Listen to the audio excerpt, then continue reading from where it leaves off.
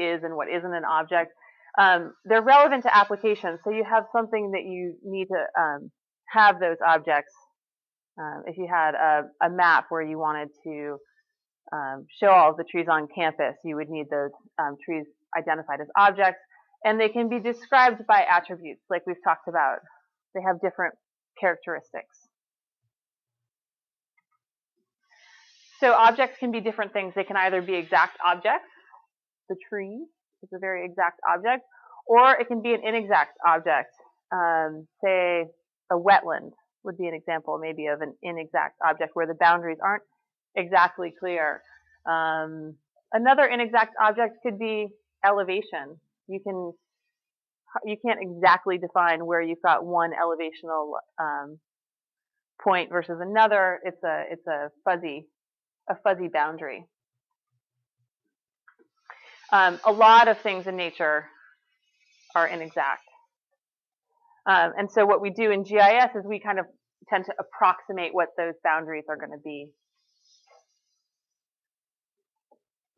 Okay, so all of this, there's an example of this water boundary where you have to choose how you're going to represent it. Are you going to represent it as an exact object and draw a very particular polygon around it, or is it going to be an inexact object and you might have to use some sort of there might be a buffer zone, or you may use a raster grid for something like this. Okay, so all of that is background to explain that when you take the real world and you're modeling it in GIS, you have to choose how you're going to model it. So this is just a diagram showing you kind of generally what you could do using an object-based model, like we were talking about, where you're focused on specific objects, versus the field-based, where you've got samples and you're trying to create a surface. If you have exact objects or inexact objects, you can use a vector data model for it. We'll get into that in a little bit more. With inexact objects, you can also use a raster data model, but typically you use the vector data model. When you have a field-based model, so you've got points and you're creating a surface, you typically use the raster data model for it.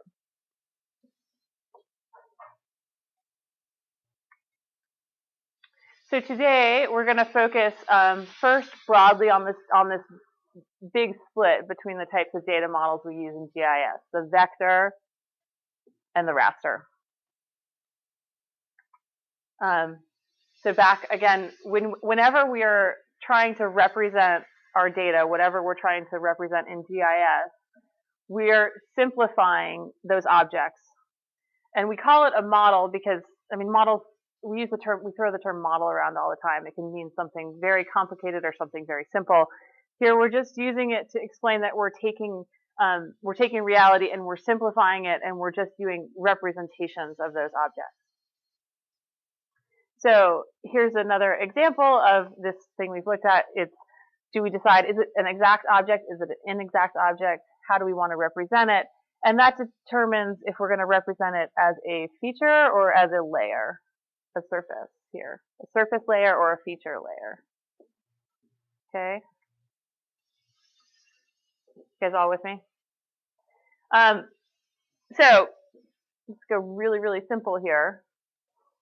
In the image above of our lovely reality with our chickens and our stream and our house, we can choose to model that in different ways. If we're using the vector-based model, we're going to use points, lines, and polygons to represent our objects in reality. If we're using a raster, everything is going to be represented as it's going to fill a grid cell within a single surface.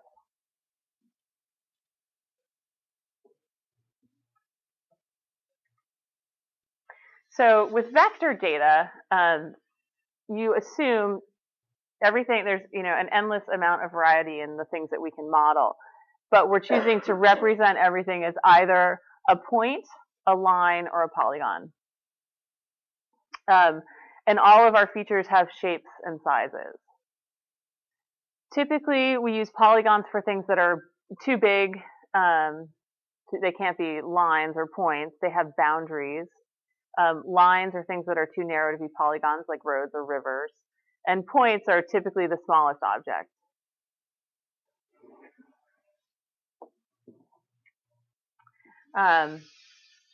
Just an example, again, of points, lines, and polygons. Points are the base component. 2 points together form lines. Lines together form polygons. So it's all based upon the points and the connections between the points. And we'll get more into this later. So some data, in raster data, some things in nature just, they don't have any distinct shapes. Surfaces, like we were talking about, temperatures, elevation, they're not represented well with points, lines, and polygons. Because they're continuous surfaces, they're much better represented in a raster grid. So a raster grid is basically, it's a matrix of identically sized cells. And each cell has a value that's representing the surface that whatever data you're trying to depict. Every cell has a value that's a unit of surface area, and it's representing that data.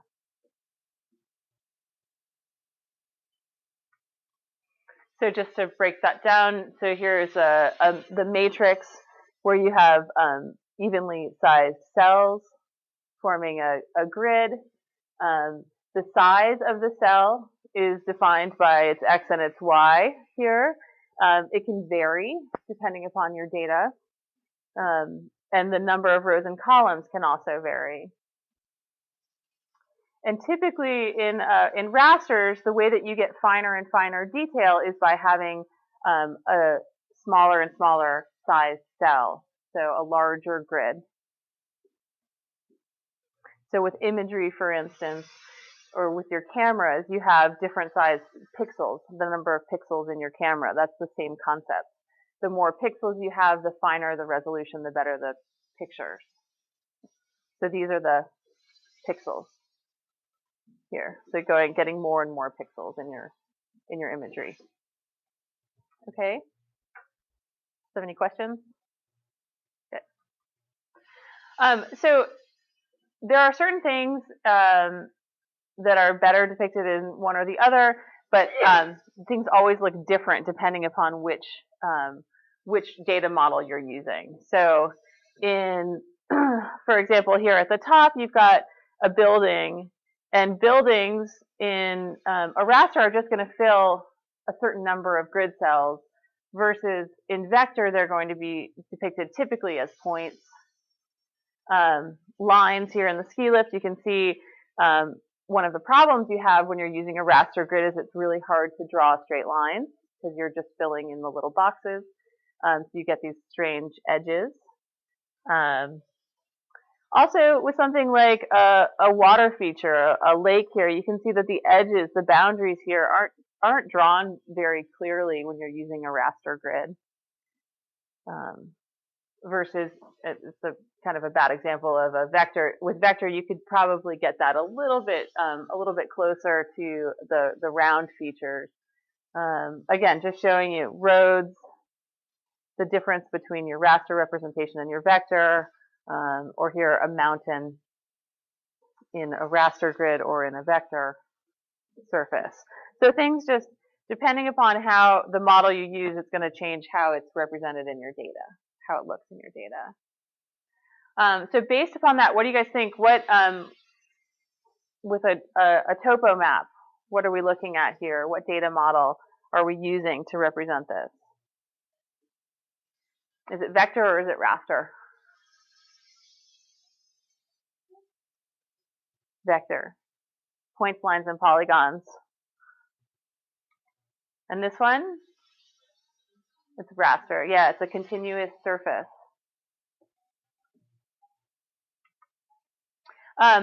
So in GIS, we are combining lots of different layers together, and each layer has its own features. But we can combine them together to create maps. So we're not stuck with just raster or vector. We can combine the two of them to create more better depictions of whatever we're trying to model.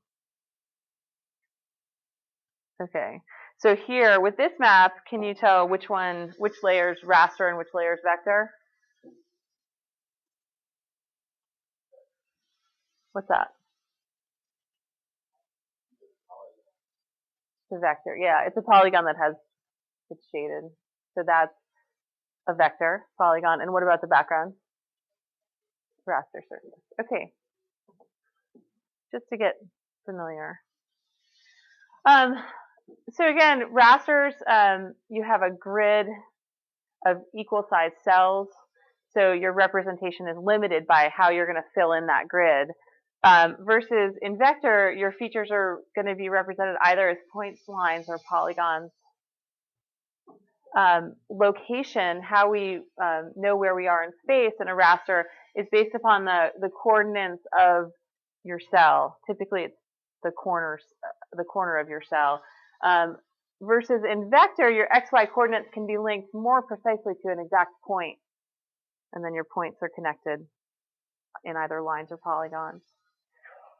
In vectors, the way that you connect attributes is through all of your tables, so you can link a lot of different attribute information to one point. In rasters, your attributes are the values in your cell. So rasters overall are typically best for continuous features, like I mentioned, temperature, elevation, imagery, whereas vectors are good for things that have discrete boundaries, or if you want to link a lot of attribute information to something. So good examples of rasters are imagery that we might use. Vectors, we already worked with census data. Okay, so just to go back over it, vectors, you've got points, lines, and polygons. So here, the stream, you're taking a whole series of points and you're connecting them, either keeping the trees represented as points, connecting the points in a river, or connecting all of them and closing them up as a polygon. You record your spatial location with your coordinates of each point. Great for representing clearly defined objects. And for it helps you to define spatial relationships between your objects too. Rasters, got your regular cell grid of cells, and each cell is going to represent a certain area on the ground and have a certain value to represent that attribute. Okay, so it's good for continuously changing data, satellite imagery, CEMs. Oh, I'm sorry, digital elevation models. So a surface of elevation instead of a contour map. Okay. So there's certain pluses and minuses of each of them. The data structure of rasters is really simple because you're always dealing with this grid. Versus vectors, you have to connect all of your points together. So the structure of the data is more complicated in vectors. But on the opposite side of that, the size of your data, which is less and less important now, but for processing tasks can be important. The size of your data it can be very large when you're dealing with raster data because every cell has information, whereas in vector, only the points have information. So it can be you have a lot of empty space, I guess you could say. Coordinate conversion, if you're going from one coordinate system to another, can take a lot of time. Again, because of the size in rasters versus vectors. And for analysis, with rasters, a lot of your data analysis is simpler because you're just working with a continuous surface. So for combining different layers, it can be easier in raster versus vectors. But for some types of analysis, vectors are better, like network analysis. We'll talk about that a little bit later. Your precision, which is something that does become important a lot of times, is much better. Your locational accuracy is going to be a lot better in vector because you're actually looking at a point instead of a whole grid cell. In terms of accessibility and how you're going to modify the data, vector data is actually, even though it's kind of seems simpler, it's more complicated to manage because you're not just dealing with a simple the simple data structure of a grid. Not as important for you guys at this point. But for display and output, that's something you'll probably think a lot about when you're making maps. You can make a lot prettier maps when you're working with vectors because you can make smooth surfaces. You can depict roads much more cleanly than you can for rasters, where you're going to have that weird stair-step effect that we were looking at. Okay. Should I put the map of the foot back up? Do you guys want to look at that a little bit more? Okay. So the question is, which is better? Neither is better. They both have their advantages. It just really is going to depend upon what the goal of your model is. What are you trying to represent? What are you trying to do with your data? Will determine which way you should go. Both have pluses and minuses. It's really going to depend upon what kind of analysis and what kind of data you have. This point is important. You can convert between the two of them, but whenever you do that, you're going to lose some quality of your data. Either your accuracy is going to decrease, your positional accuracy may change, your area tabulations are going to change. So there's always a cost to that, but you can go back and forth between the two of them. And mostly in projects, you work with both of them. I guess I'd say most GIS, well, it depends upon what kind of GIS you're doing, but a lot of it is going to work in vectors. So that's where we're starting, so that you guys are going to become first proficient in ArcGIS. Jenny, we're splitting our semester. We're going to start with ArcGIS, and then we're going to learn a raster-based program in the second half. Okay, on the edge of your seats, more about vectors here. Okay, so as we said, the vector data model is best for representing discrete objects, so things that have clearly defined boundaries and shapes. But we do oftentimes take things that are inexact, like we were talking about any sort of natural feature, and we're going to represent it by approximating it. We're going to call it sort of a discrete object. So here's an example where you're looking at pressure lines here. And these aren't really, I mean, this is not an exact phenomena, but we're approximating what those lines would be. So we're using a vector map to represent an inexact object here. So in a nutshell, your vector model takes spatial features and points, lines, and polygons. It's going to link all of the attributes that you want to connect to those spaces using tables. We're going to use a sort of a system of a unique ID where every point's going to have a unique ID, and it's going to connect to as many tables as we need to connect it to. We'll get more into that. And it stores all of our spatial features as coordinates of those points. The point is the basis of everything in vector models. So again, here we're looking at how we're using coordinates, a series of points, to define the boundaries of all of our features. And then we can link that the attributes of these different polygons with our tables. So here we have different attributes that we're looking at. We've got names, areas, land use type. We can link all of those still in our vector model. And the way that we do that is we use a series of tables. So we take our spatial information, and we have non-spatial information we want to connect to it, different attributes. And we use a series of tables to connect that.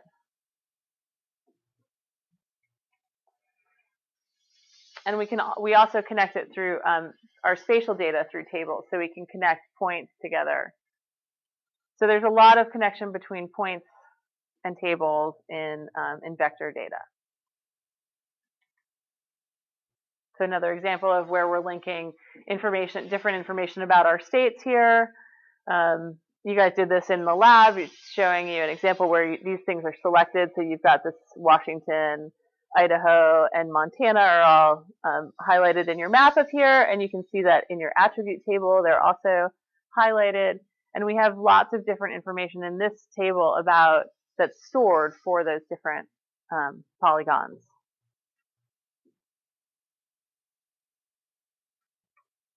Okay. So again, points, lines, and polygons are what we're dealing with all the time in vectors.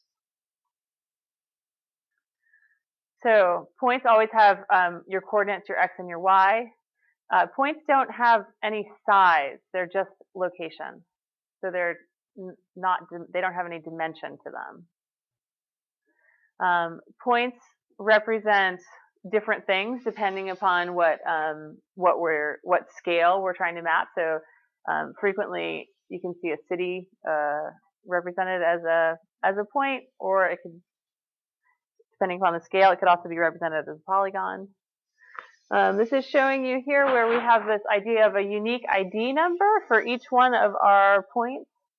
So we've got ID point 1, and then all of the attribute data is associated by that unique identifier.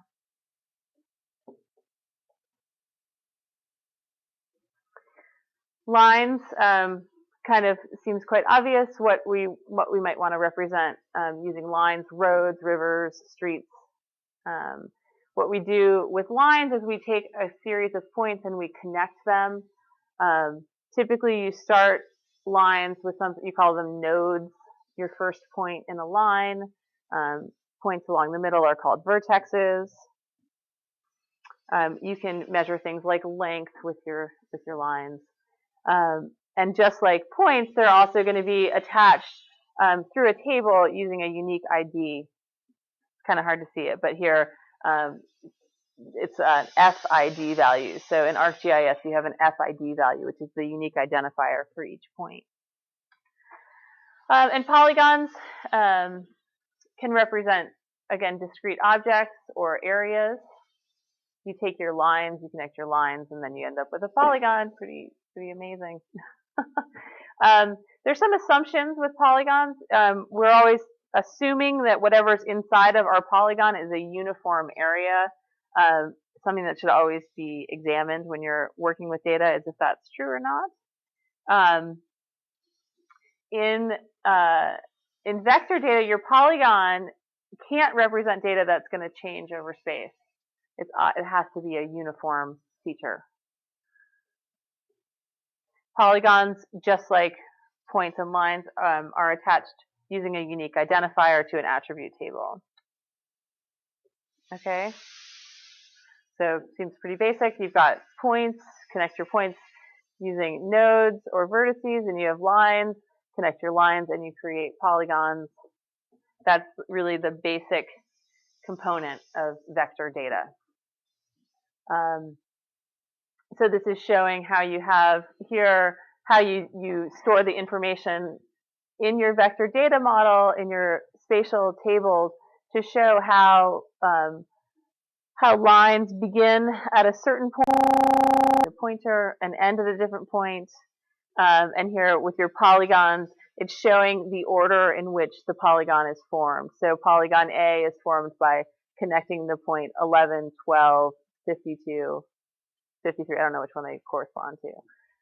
So those are all stored in separate attribute tables inside of your GIS. Okay. Everybody excited about vector data? Okay, good. I am too. So some of the assumptions with vector data, dimensionality. So points, like I said, they don't have any dimension. They're just a single location, an X, Y. Lines have an additional dimension of length, so we can measure the length of our lines. And polygons have area. So when you have a polygon, you can store information about the area of it. You can also store information about the length of the sides of your polygons. So say that would determine, if you were modeling something, if you needed to store information about the area of a location, you would have to use a polygon to store the data about area. You couldn't use a point. So some other assumptions that are made when you're using vector data. So as I said before, polygons, you assume that they're uniform inside of it. So you're assuming that there aren't inclusions. So here's an example of what can happen sometimes in vectors. Up in you've got this polygon A, and you're calling it, say, a flower bed. But you're including, for whatever reason, you're including parts of the sidewalk. So you always have to think and look at your data carefully to make sure it is homogeneous, make sure there aren't inclusions, because sometimes they happen. That can be because maybe it doesn't really matter that much, or maybe it was an imprecise person who was drawing those polygons. So you always have to check and make sure that things are homogeneous, that assumption of homogeneity is correct. The other thing to check for is this concept of generalization, where depending upon how closely together your points are, this may be the natural feature of the curvature, but because you have these points along the lines and you're just drawing straight lines between your points, you're missing the actual curve. So it's not a full representation of what you're trying to depict. Yeah. Is there a trade-off then? And if you go to a finer level of data collection, then you'll have less generalization, you'll be more accurate. Exactly right. Yeah, it depends upon how many of these little points you want to digitize to get that correct. If you doubled them, you would have less problems. But what you'll learn when we do some digitizing and editing is that can be kind of a onerous task. Okay.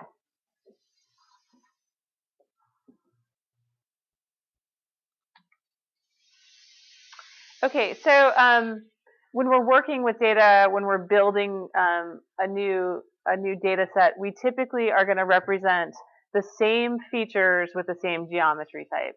Maybe that seems obvious, but if we were going around campus and trying to create a tree map, we're going to create them all either as points or we're going to create them all as polygons. We have to make those sorts of decisions at the beginning. Otherwise, it could become quite confusing. Yeah. Yeah, introduces a Z coordinate in a polygon. Yeah, to make it three-dimensional. Yes. Yeah. And you can do some in ArcGIS. You can do some fun fly-throughs and three-dimensional modeling. So sometimes what we're going to choose to represent our data as can be something we have to decide. So buildings would be one example. Is it a point or is it a polygon? And as I said before, that really is going to depend upon what your goal is. Do you need to have some information about area or height? Then you're going to need to have polygon. You can't have it as a point. Okay, so just some actual examples of that. Here's Paris. Are we going to represent the Eiffel Tower as a point, or should it be represented as a polygon? Depends upon the scale that we're looking at, right? If you want height or more information, then you have to choose to represent it as something different. So just something to think about when you're working with data, how should it be represented? Points are going to represent a single location. Again, usually if something's really small on a map and you don't need area, a point is what you're going to use. Sometimes we use points when we're just trying to label a location. So if we want a precise location and then we're going to attach a label to it, we could use point data. Lines, anytime we have an interconnection of points that we want to represent something, such as roads, things where width doesn't necessarily matter, like a contour line, that's when we're going to use our line features. And whenever we want area, we're going to use polygons. And again, remember, we're always assuming that everything inside of that polygon is homogeneous. We're just representing one thing within each polygon. Okay, so topology is another component of vectors. Topology is all about how the relationship between objects that don't change. Those relationships that will not change when you like bend it or stretch it or move it. So how things are related to one another. Specifically, the idea of connectivity and adjacency are the topological characteristics that we really think about in GIS. So we store information about the topology of our vector data in our databases. Topology helps us improve all of the processing tasks if we're storing good topological information in our data. So if we want to end up doing an analysis of not only where are all of the red maples on campus, but how many of them are next to a sugar maple. Analysis like that in the end will be a lot faster if we store the topological information of our features. Okay, so to show that maybe a little bit more clearly, vector data in the early days was using a topological model that they call spaghetti, which is a very fancy name, meaning it doesn't have much topological data stored. You can see here points can cross each other, lines can cross each other, they're not sharing an intersection, they don't always meet. It's kind of sloppy data. Topological data, there's relationship between your points. Whenever the lines are crossing, you're creating a new node and sharing information about those two lines. And there's information stored about the different relationship between your polygons. Which ones you know regardless of whether there's actually a relationship? Does that make sense? Yeah, because there's a spatial relationship between them. And so here in these two basically are exactly the same topologically. The relationship between the features hasn't changed at all, even though they've been warped. So with topological relationships, you can bend objects and move them in all sorts of different ways, but the relationships between those objects are staying the same. Okay? So the reason why we need to think about topology is because in GIS, these sorts of things are important. The edges of objects are important. So edges are what's defining the boundaries between two polygons. So here you're seeing A and B are sharing a single edge. Nodes, again, are important, where lines start, where lines meet. And vertices are those intermediate points along your lines. And the topological relationships that you're thinking about a lot in GIS are connectivity, so how things are connected to one another, adjacency, how they're related right next to one another if they're sharing a line, and these overlap and intersections. So sort of broadly speaking, in topological relationships, they can either be planar or non-planar. And what that means is that in planar topology, everything is on a single plane.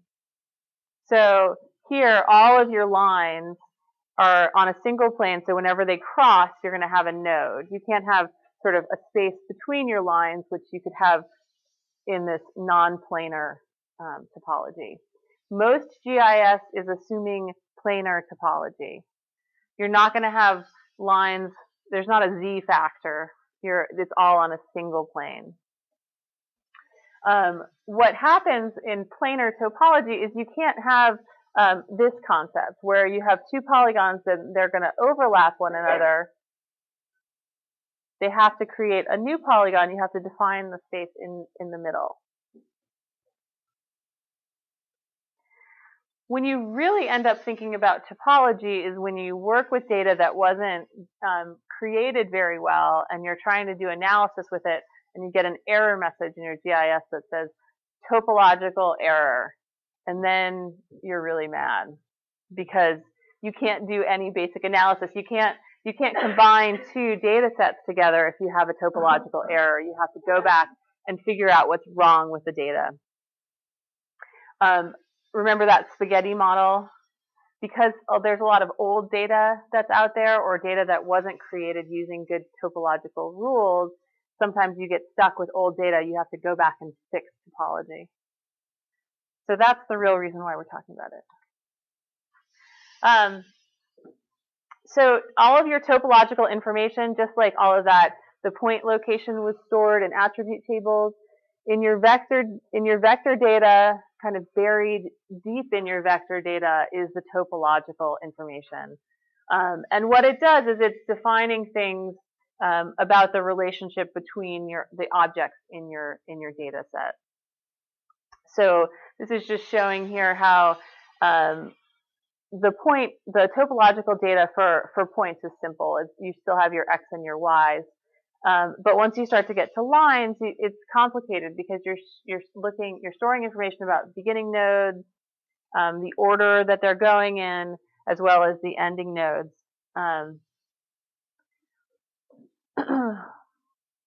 And again, with polygons, it's showing the order in which a polygon is drawn. Every GIS software is going to have different topological rules, and it's going to store the topological information differently. Typically, this is all in the background, and you don't have to worry about it unless you get a problem with it.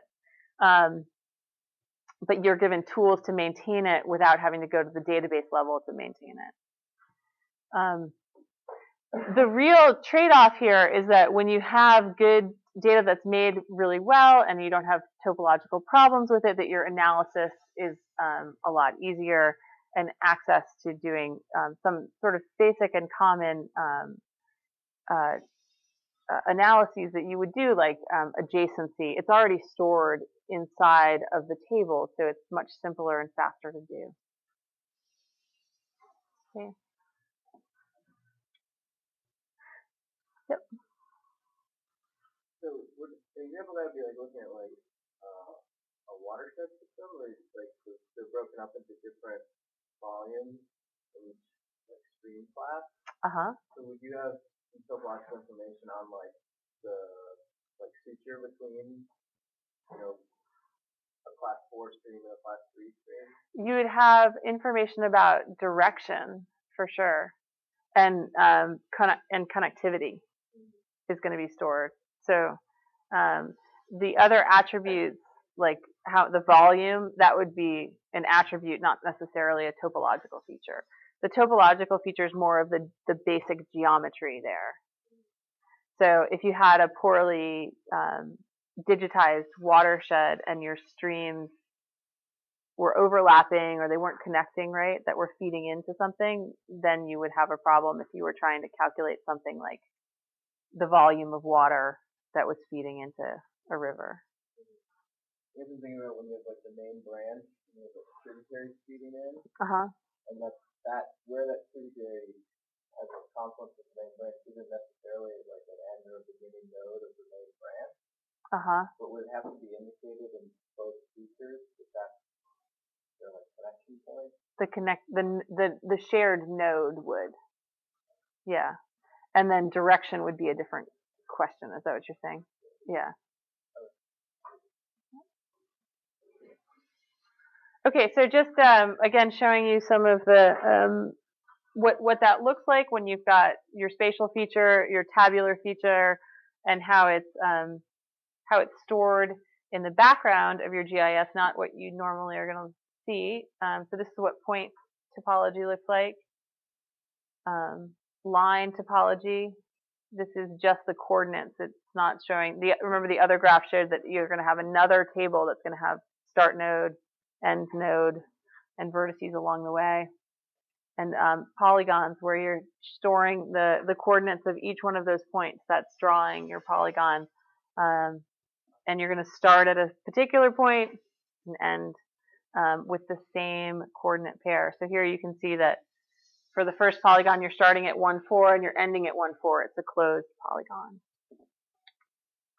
Okay, so that concept of topological rules, every GIS is going to have different rules about the topology.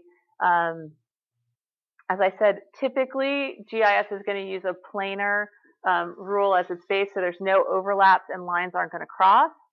If it was non-planar, or if you can change the rules sometimes. If you need things to overlap, you can create a non-planar topology where your polygons can't overlap, but that's not typical. And the reason why is when you are using like a non-planar rule, if it wasn't set, then you're going to end up with problems like this, where you've got polygons that are not lining up right. You're going to have all sorts of problems with area estimation, or you could get, a real-world problem, and you could have feuds over what's the actual property line here.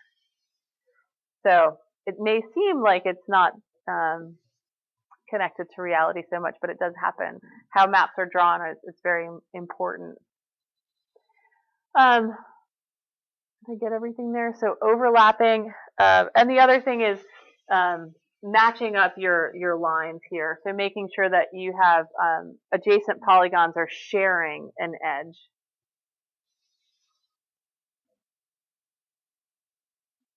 Again, here's an example, shared edge topology, making sure that you don't have that overlap.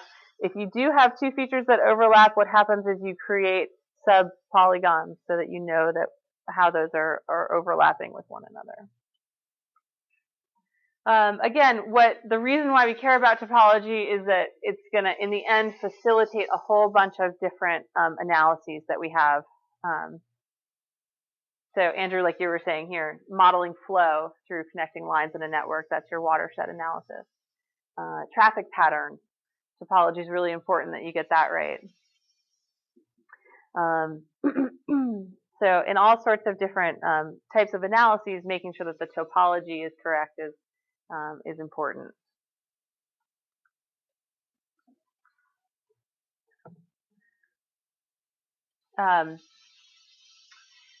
So different topological concepts that we talked about here. So area definition, it's important you have your topology right to make sure that you're calculating area correctly, that you're not having overlap problems with your polygons. Connectivity, how those are connecting to one another at different nodes, and contiguity, that you can have directional information, relationships, spatial relationships between objects stored.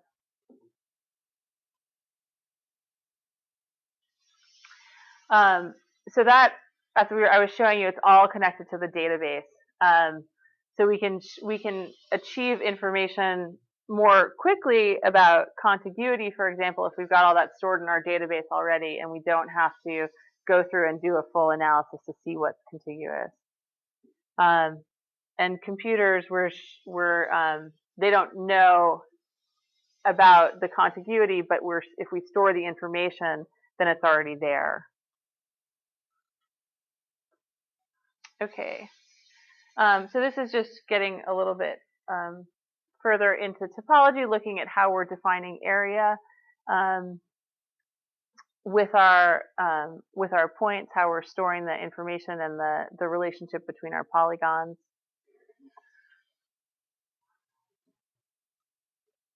Connectivity, how that's being stored, where you've got from nodes and to nodes here, so you know where your lines are starting and ending. And contiguity, what's on the left and what's on the right side of all of our lines. Again, this is all sort of background information, stuff that you don't typically have to interface with, but good for you to know that that's being stored inside of your GIS. Okay, so when we're defining our topology, we're able to know information about the area, the connectivity, and the contiguity between our features. They can be important for all sorts of reasons, but one reason we may need to know about the relationship between different polygons is that a feature that we're interested in may be a collection of many different, say, polygons, a composite of different features. So we need to know the relationship between all those. If we're looking at tracking information over time, understanding contiguity in a different way, how about temporal contiguity can be important. And the idea of overlapping between classes is important, as I was showing you, understanding how those polygons, the relationship to one another, if we have that stored in our database, it can be helpful for us when we need to do the analysis. So we talked about lines, points, and polygons. If we want to think a little bit more broadly about vectors, the other sort of extension of that is that we can add regions or routes. And this can be helpful for different types of models that we might want to build. Regions, pretty simple concept here. It's just a collection of polygons. But regions can either be separate polygons that aren't connected. Regions can be touching. Regions can be nested polygons. We can create different types of regions. So this is an example here of a forest fire map, and you can see that you have different regions where fires have occurred at different intervals. Here's showing a region where you have that, remember that non-planar rule, so there's no overlap between your different polygons. And here you're creating a region where you're allowing your polygons to overlap. You can see that that's a good example where you might want overlapping polygons, because in a forest fire, you can have certain areas that are going to burn with more regularity than others. And maybe where you had a fire last year, you could have a fire burning on a part of it again a couple of years later. Okay. So regions in your table. Hope Melanie doesn't have any questions because my computer's been dark for a while here. I've got her open in GChat. Sorry guys, okay.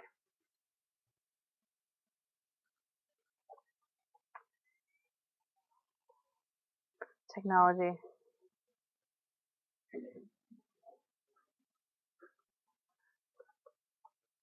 Okay.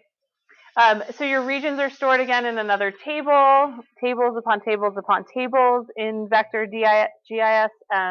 So it's just storing what polygons are a part of your different regions. Okay.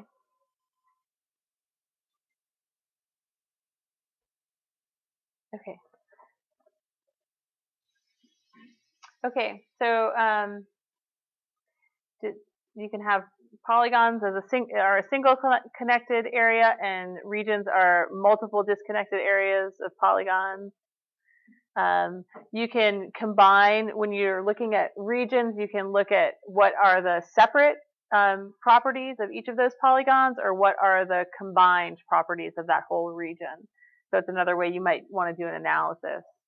Say you were looking again at a forest type that's spread out throughout a whole area.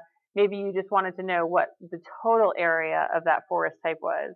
Instead of having to do the calculation of the area of each one of your polygons, you could do the calculation for the whole region. Okay, network analysis is pretty cool.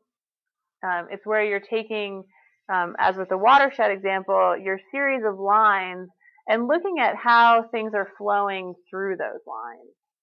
So you can see that network analysis is something that's really going on a lot these days. Do you guys use Google Maps when you're driving to see how the traffic's going to go? No? Well, if you use Google Maps, even if you're not looking at traffic, you're doing a network analysis because it's looking at a route. Anytime you're trying to figure out a route somewhere, it's a network analysis. How do you get from point A to point B? It's looking at your whole vector layer of all of your lines and looking at how those lines flow. So taking directional information and adding it to your lines.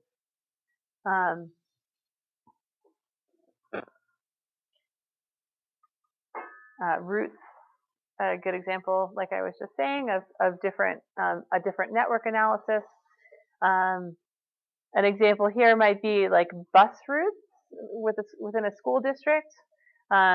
Maybe the bus routes all have to be connected, or maybe they can be individual bus routes, so you can store them either as a whole complete system, say the whole network of bus routes, or like separate independent routes can be stored.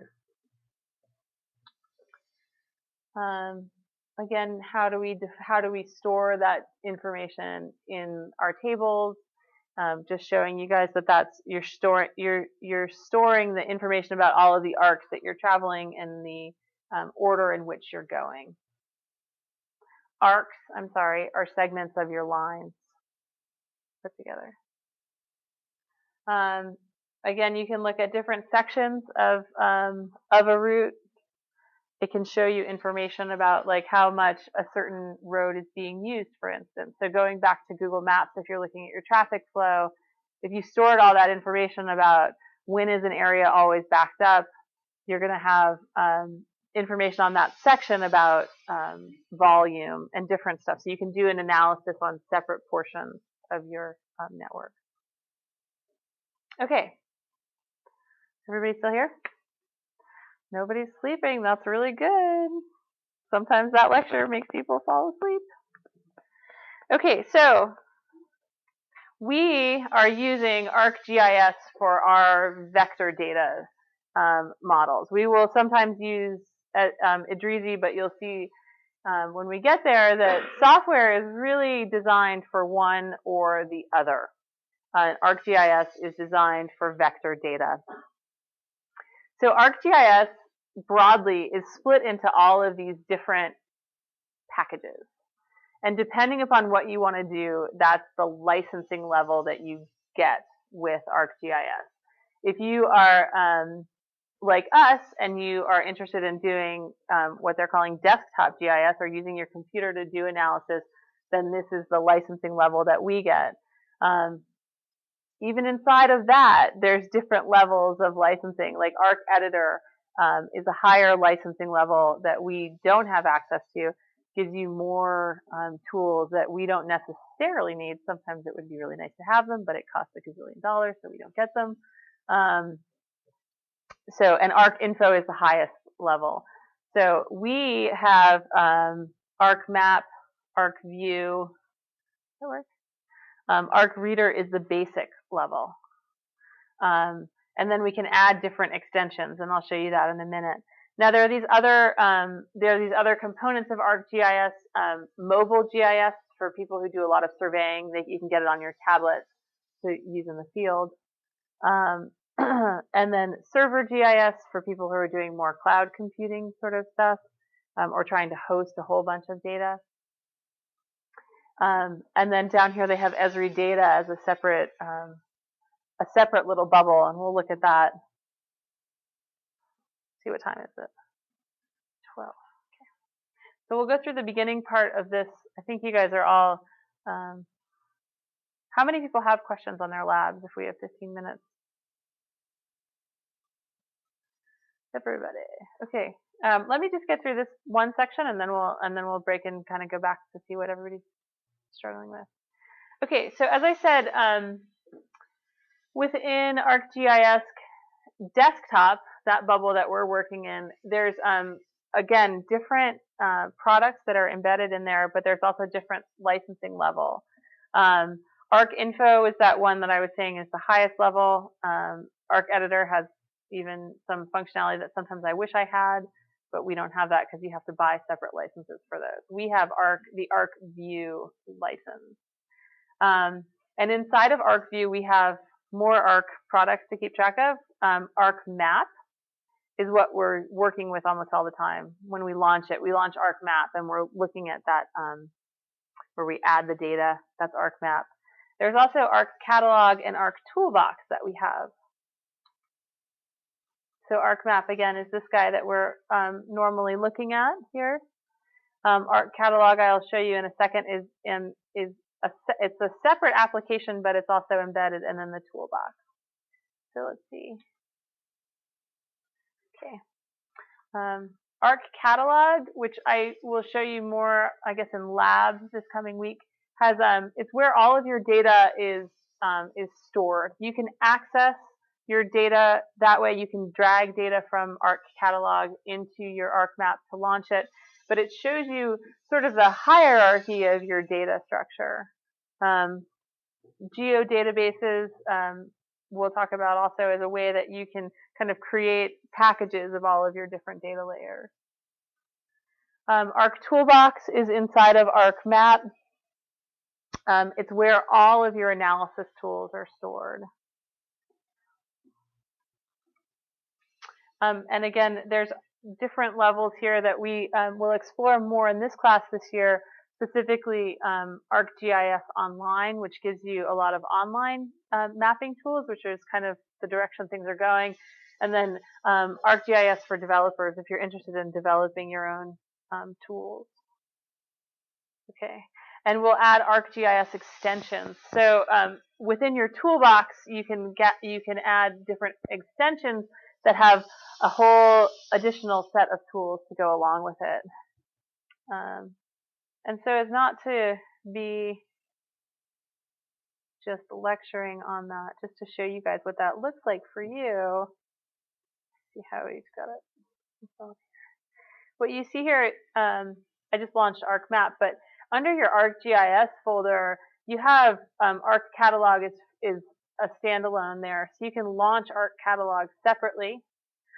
ArcGlobe is Esri's sort of version of Google Earth. It's got a lot of background layers with it, but it's a three-dimensional spherical guy. We can look at that. Three-dimensional spherical guy. I think I'm getting tired of talking. So you guys are familiar with this. Here's ArcMap when we launch it. You know what this looks like. And then within it, you have up here icons that can connect you to, here again is ArcCatalog. So whenever you open ArcCatalog, it opens up and docks over here, and it shows you the hierarchy of all of your data. It shows you the folders that you're working in, and then how data is stored within each one of them. Okay, and then this is the toolbox window. When you open that, it opens up, takes a while to load it. And then it opens up these whole set of different toolboxes here. So when we get to the point of doing more analysis, you'll be using toolbox more, but it's essentially where all of your analysis tools are stored. I don't know why they have it as something separate. It seems like it should be part of the package, but it's a separate thing. Your search window can be helpful when you're trying to find things in your toolbox. Say you needed to do something like freeze your computer. Then you just try to do this. Well, if you needed to find a specific tool and you couldn't find it by trying to dig through your toolbox, which I always am doing this, if you go to your search and you search for your tools, it'll pop up for you. Yes? Yeah, I'm about to show you that. Yeah. If I unfreeze. I was asking a lot of it today.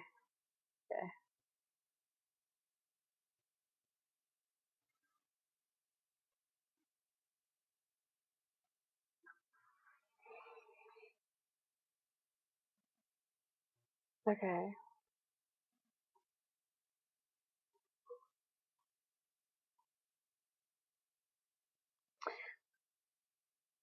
I'm not going to say that that's abnormal. This will happen. Okay. So let's open this guy. So when you want to add, let me go back to my data. Remember, guys, this is your layout view, and this is your data view. So if you're working, you want to be in data view. It's better. There's a couple of ways that you can add Esri data to anything you're working on. One thing I frequently do, I think is one of my favorite features of ArcMap. If you go here and you crash your computer again, so you see where I went under the add data section, you can add base maps. So this is all Esri data that's stored that you're free to use with any project that you're working on. I am an imagery junkie, so I like to add imagery to the background of everything.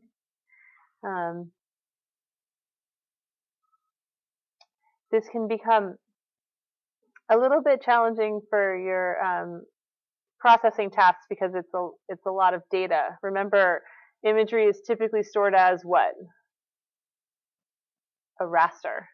And rasters, although they have a simple data structure, they have a huge amount of data. So they're slow to do any processing, as we're going to see right now.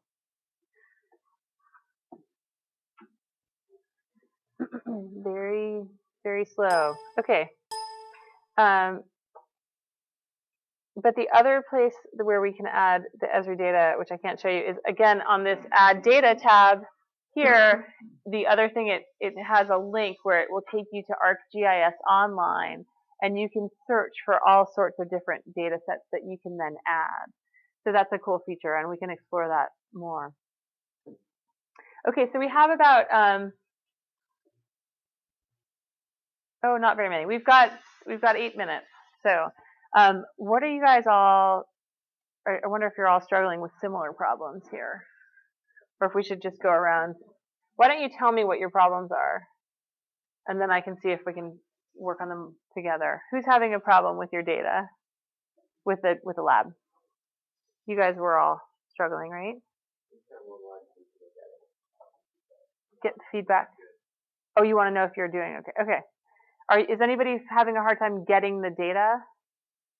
Did you figure out downloading the states and selecting North Carolina and doing all that? Is that okay? Okay. So if you want to load it, I can just walk around and look at it. Nobody's in here after the class, so I could stay for another like 10 minutes. Does that sound good? And if you have questions and you don't know you have them yet because you haven't gotten there, that's fine. Just send me an email. And one thing I wanted to point out is that in the syllabus, there is a penalty for not turning your labs in on time. We never talked about that, but it's all written out in your syllabus, so just review that, and I'll get you the syllabus. You should have access to everything on Sakai, right? Okay. Okay.